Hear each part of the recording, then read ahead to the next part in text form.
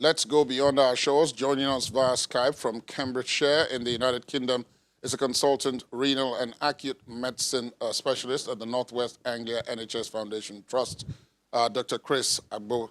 Good evening, Dr. Agbo. Thank you so much for being with us at this time. Good evening. Nice to have you again.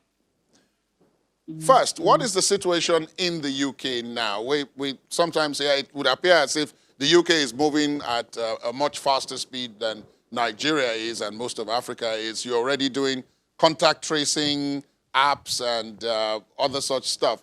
What's the situation there at this time?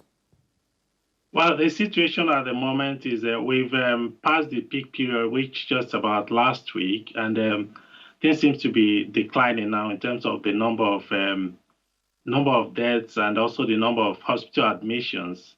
At the moment, we've increased the capacity for testing, which the government has actually increased the number of people that get tested on a daily basis. So we're having quite a large number of people being tested. And the plan for contact tracing is also there.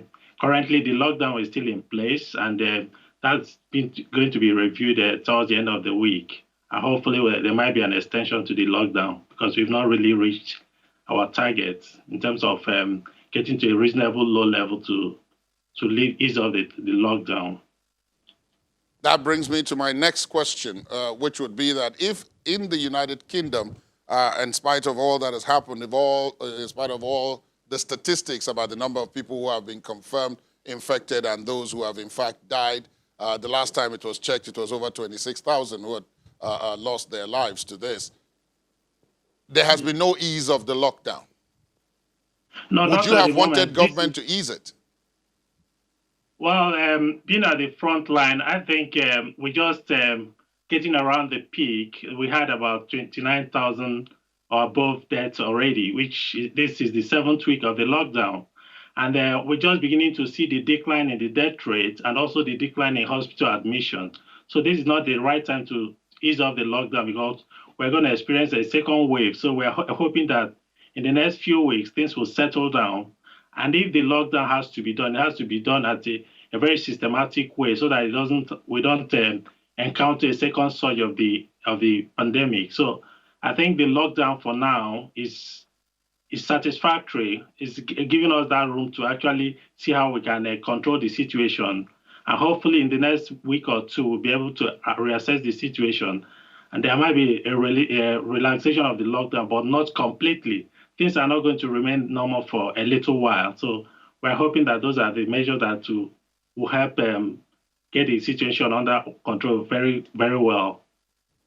You might have guessed that my very next question will be, what do you make of the Nigerian government's decision to ease the lockdown here, given what you have given as the preamble to why the UK has not eased its own lockdown as at this time? What do you make of our own decision to ease the lockdown in the epicenters of the pandemic here?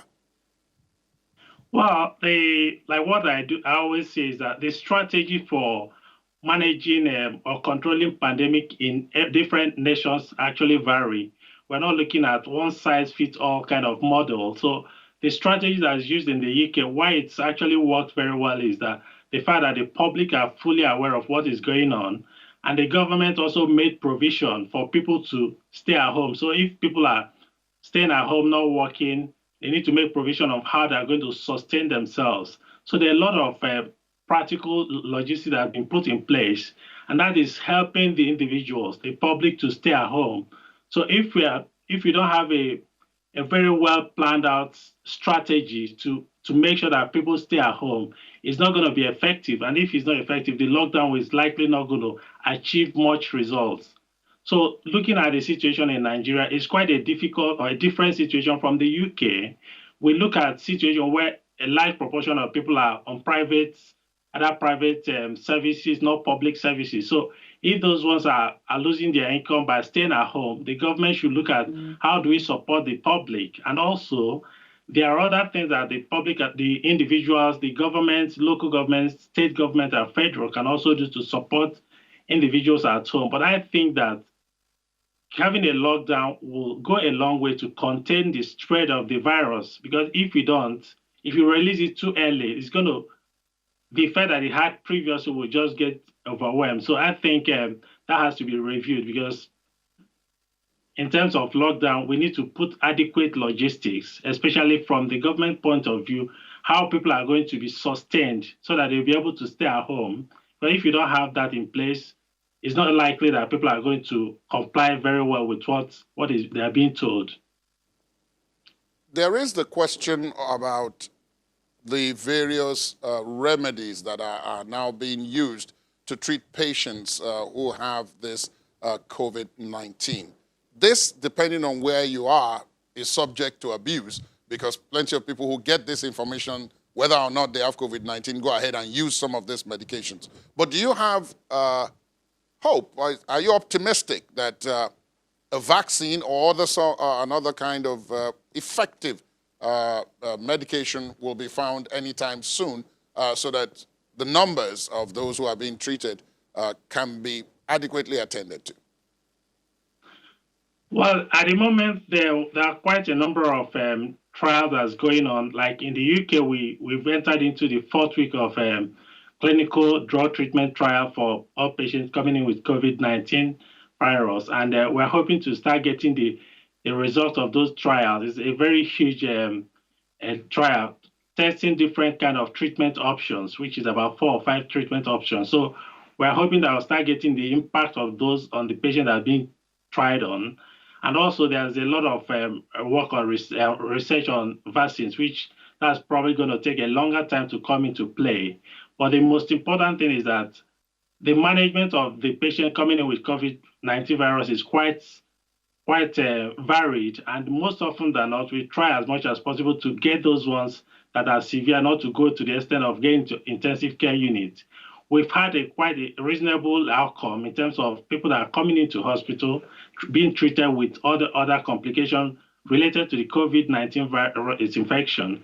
However, the current treatment trial, which we're hoping that in the next week or two, we should be able to get results of how much it has impacted on the outcome in terms of patients that improve with different kind of treatment. So we're hoping to get that in the next week or two. Thank you very much, Dr. Chris Agbo. It's been our pleasure to have you with us at this time. Dr. Agbo is a consultant, renal and acute medicine at the Northeast Anglia NHS Foundation Trust in Cambridgeshire in the United Kingdom. Thank you once again for your time. Thank you very much for having me here.